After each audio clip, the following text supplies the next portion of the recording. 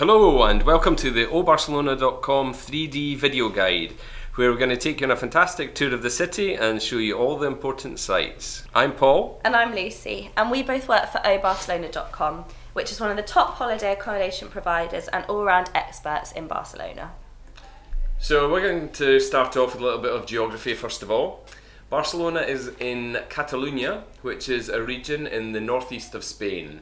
It's right on the Mediterranean, and that means it's one of the few big European cities where you can go shopping, you can go sightseeing, and you can top up your tan on the beach all in the same day. So we'll start with the view you might see from your window as you fly into Barcelona here. Now you can see some of the 6 beaches which are all located in the centre of Barcelona and are really popular throughout the year.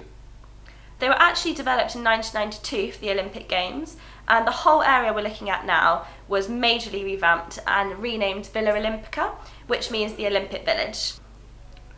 In the background you can see Ciutadella Park, which is one of the main green spaces in the city centre, and the Barcelona Zoo is actually located there as well.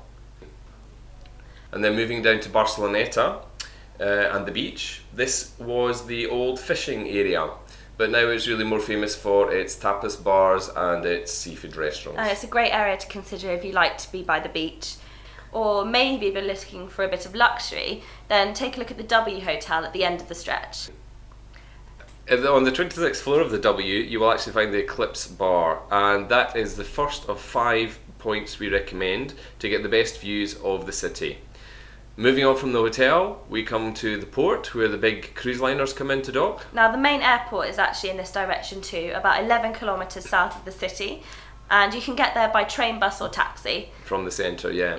Yeah. Don't confuse it with Girona or Reus. Those 2 airports are much further away. Information on how to get to and from them is you can find it on our blog. So we'll now head up to Montjuic, which means Hill of the Jews in Catalan.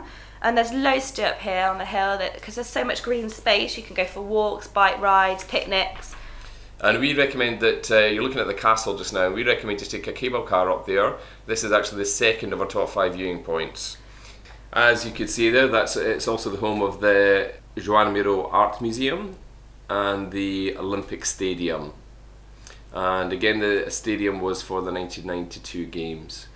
Moving on to Plaza España, we have the National Museum of Art in Catalonia, and also Pueblo Español, which is it's a mini town made up of replicas of famous buildings from around Spain.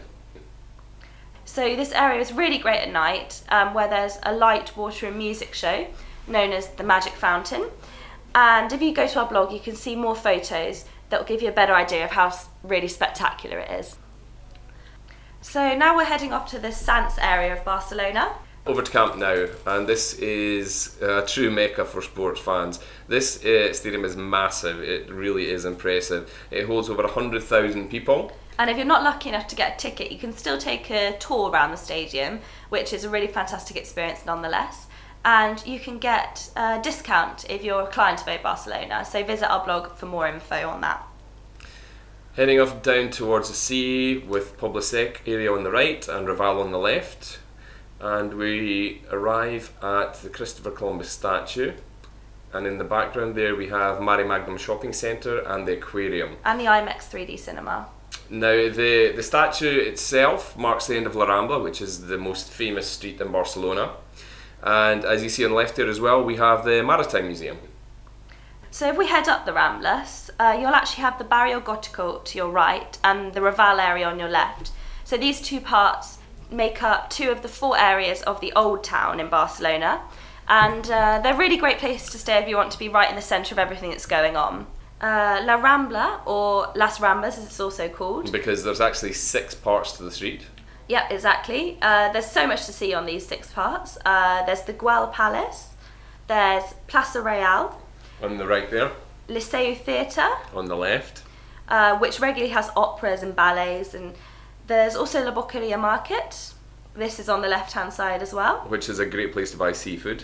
The Joan Miró Mosaic on the floor. And there's also lots of human statues and street performers all the way along the street throughout the year.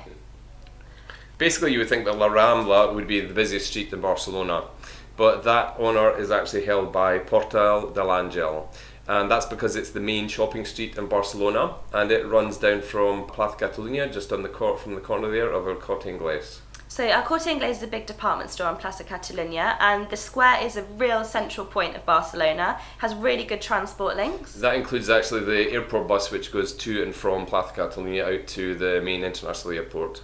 So leading off from the square is Passeig de Gràcia, the most exclusive street in Barcelona with lots of cafes and terraces. Which is fantastic for people watching, to be honest. Exactly, and it cuts through the area of Eixample, which translates as expansion.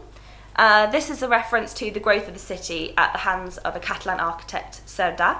Now, our offices are actually located here, I'm very happy to say. It's a fantastic location to be in. And actually, the Passeig de Gràcia itself, you could really call it Gaudi Street too, because two of his most famous works are located here. First of these is Casa Batlló, and the second further up is La Pedrera. Now, between these two buildings, there's loads of great high-end shops like Louis Vuitton, Chanel and Tiffany. And once you get to La Pedrera, take a look up at the roof, as the chimney tops are a particularly famous image of Barcelona.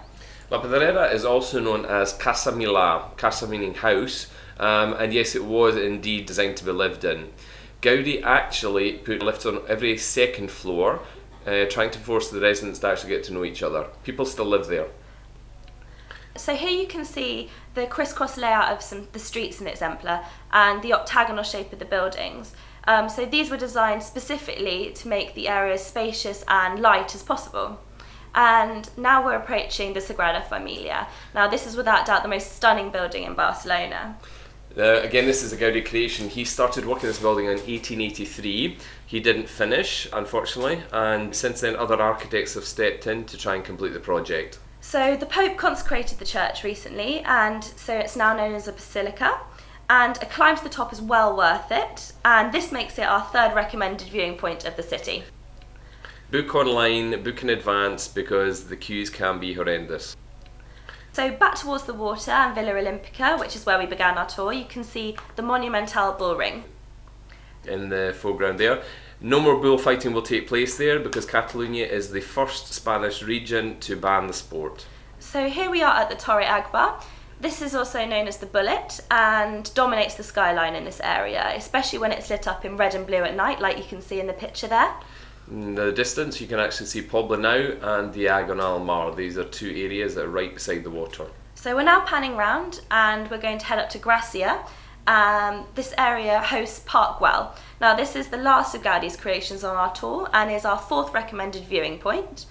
To be honest with you, it's less of a park and more of a work of art. It really has to be seen to be believed. Exactly. So you can check out our YouTube video if you want to get a quick preview. On to our final point, which is Tibidabo. This is actually the highest point in Barcelona. It's pretty easy to spot. You just check the skyline, look for the white church, the Sagrada Corazón, and you found Tibidabo. So the journey up, which includes an old-style tram ride, takes a bit of time, but a trip is well worthwhile, as once you're up there, there's lots of things to do and see, like the Collserola Tower, Cosmo Caixa Science Museum, which actually has a mini rainforest inside. And there's even an observatory up there. But the best reason to go up is definitely for the views. Yeah, the panorama of Barcelona is spectacular, and that makes it our final and favourite viewing point. Which brings us to the end of our video. We hope you've enjoyed it. We hope you found it informative. For more information on Barcelona culture, events, sightseeing, please have a look at our blog. Or if you have any questions, just drop us a line via Facebook or Twitter and we'll be happy to help. Thanks for watching.